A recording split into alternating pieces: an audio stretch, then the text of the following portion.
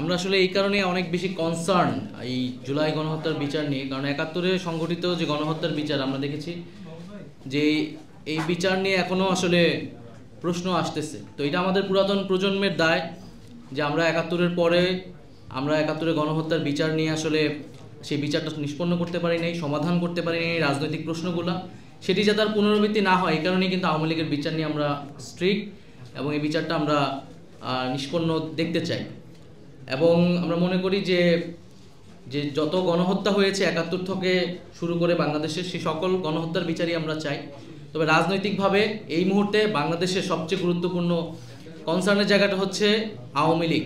ফলে আওয়ামী লীগের বিচার এবং আওয়ামী লীগের যে নিবন্ধন বাতিল সহ তাকে রাজনৈতিক এবং সাংগঠনিকভাবে কার্যক্রম থেকে বিরত রাখার বিষয়ে সরকার এবং সকল রাজনৈতিক ফ্যাসিবাদ বিরোধী রাজনৈতিক পক্ষগুলোকে আমরা একত্রিত হওয়ার আহ্বান জানাচ্ছি। দ্বিতীয়ত,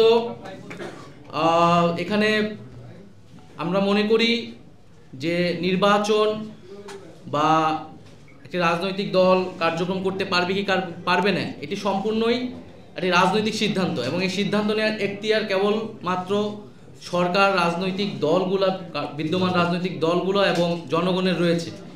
সেখানে সেনাবাহিনী কিংবা রাষ্ট্রীয় এমন কোনো প্রতিষ্ঠান তাদের আসলে এই বিষয়ে কোনো ধরনের মন্তব্য, পরিকল্পনা বা সিদ্ধান্ত, প্রস্তাবনা দেওয়ার কোনো ধরনের এখতিয়ার নেই।